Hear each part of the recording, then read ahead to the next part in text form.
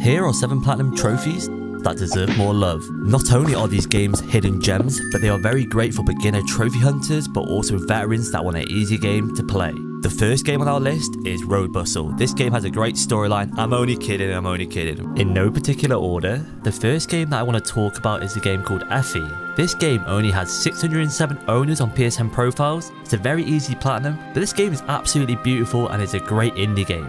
If you're a fan of platformers, I highly recommend you picking up this game. The game studio is very small, so it's not a AAA company, and I feel that's the reason why this game hasn't been played that much by trophy hunters. It took me about 7 hours to complete the game and about 8 hours to get the platinum. But these kind of games usually have this duration. The platforming is fun, the combat is pretty simple, and the puzzles are made for all ages. Surfing along the red plains is very comfortable, and the story, the hook to keep the players focused on the fantasy. And with only 607 owners, this game is such a hidden gem, and I highly recommend it. The next game on our list is Aerial Knights. Aerial Knights is another easy platinum. It's a 3 out of 10 and only 2 hours to get it. The reason why this game's on my list is because this game's actually made by one person, which is absolutely insane. You might have noticed as well that the art style is very quirky. Aerial Knights is a 3D side-scroller that plays much like a classic endless runner. The game has an interesting story that keeps the players always in motion. You can run, jump, slide, or even dash for acrobatic variants, leading to dope combinations and avoid the challenges that await. Aerial Knights is built for players who love to speedrun games, but also casual players who just want to have a good experience. And if you are a speedrunner, can you actually beat this platinum time? It's on the screen here. This is the current fastest time, and also the music on this game is so cool. If you enjoy these type of games, I highly recommend giving it a go. And sadly, this game's only been played by 214 owners on PSNProfiles. Can we get those numbers up for this one? And the next game on my list is Tinykin. If you remember Pikmin back in the days, then you're going to love this game as well. And Tinykin is a 3D puzzle platforming game. No matter who you are, I challenge you to play this game. This game is absolutely amazing and it's so fun. It also has similarities from Paper Mario if you ever played that on the GameCube. This is such a great game to play.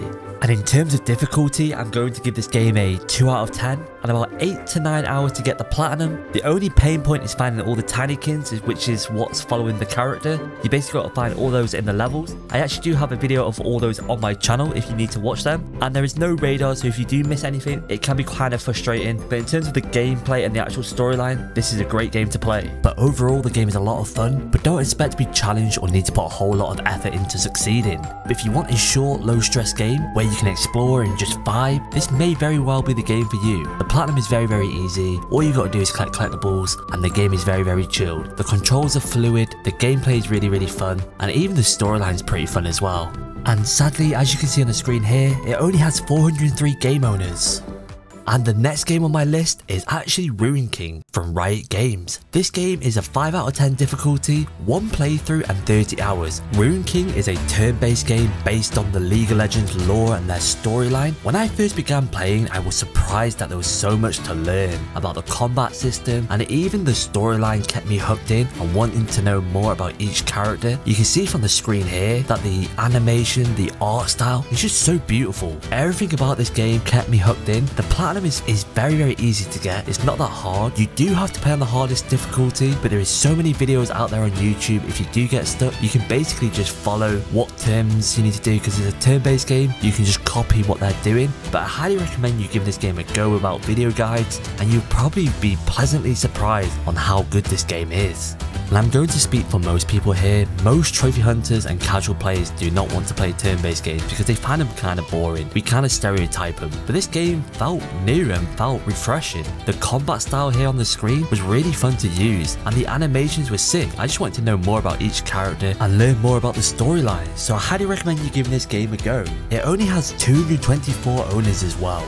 So if you're looking for a new genre of games to play, give this game a go. So the next on my list is Star Wars Republic Commando, and you're probably thinking, what? Why does a Star Wars game need love? But this game has less than 4,000 game owners on PSNProfiles. You're like, that's still quite a lot. But when Road Bustle has 30,000 compared to this game, I feel like this game deserves some love as well. Honestly, it's one of the most underrated FPS games that I've played. Yes, the controls are still janky, but you can change them. You can turn off the HUD, you can do whatever you want. The platinum is very straightforward. You know, there is a little bit where it's a little bit hard here and there, but nothing that's going to stop you. Me and Platinum Bro both have the platinum, so it can't be that hard, right?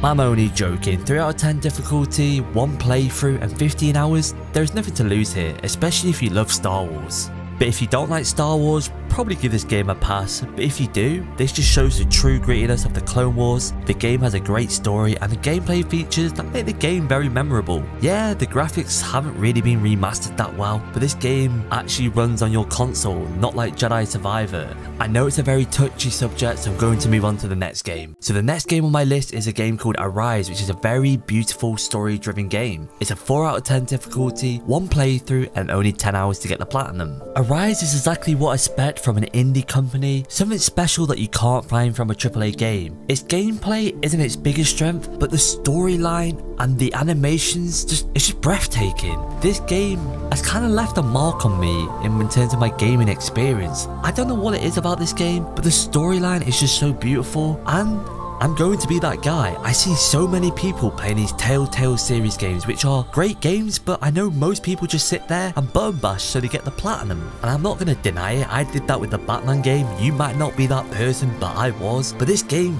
kept me drawn in. I was so immersed in terms of the actual environments. You can just see from the trailer here, the graphics are insane. And this is made by an indie studio that's only made 1 game. On PSNProfiles, this game only has 3,700 owners. I'm not sure why, but I highly recommend you giving it a go, especially when it's an easy platinum. Last but not least is a game called The Last Campfire. This game is very easy to get the platinum for. It's about a 3 out of 10, 1 playthrough and 4 hours. There are so many guides out there on YouTube, but this game is a hidden gem. The Last Campfire is a delightful little game that succeeds on both an emotional and mechanical level, combining tried and tested environmental puzzles with an intimate and personal story. And if you do want a quick easy platinum, this one's for you. You can literally just watch the guide and do what I did here. I managed to get it in 2 hours and 45 minutes, so if you're looking to stack platinums and you don't want it to be a grubby platinum, I recommend you playing this. The soundtrack of the intro when I started the game and going through the levels felt magical. I loved the narration, generally did not expect it, but it fit very well. I loved how every puzzle felt meaningful and satisfying, and if you're like me and you have a low threshold when it comes to getting stuck on puzzle games, don't worry, this is such an easy game to play. And like I said before, if you get stuck, there is so many guides out there, but unfortunately this game only has 6,000 owners.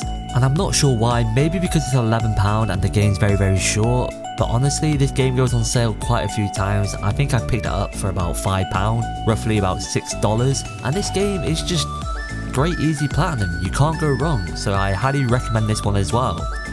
As we come to the end of the video, I just want to talk about this video in general. Do you like seeing these? Do you prefer these? I've been making trophy guides for about 3 years now, and my channel has grown to a nice subscriber base, but would you like to see videos like this more often? If you do, leave a like and a comment, maybe share some of the games that you've played and that you recommend as well. If you've enjoyed the video guys, don't forget to leave a like and a comment, maybe a cheeky sub, and I'll see you guys in the next one. Peace out.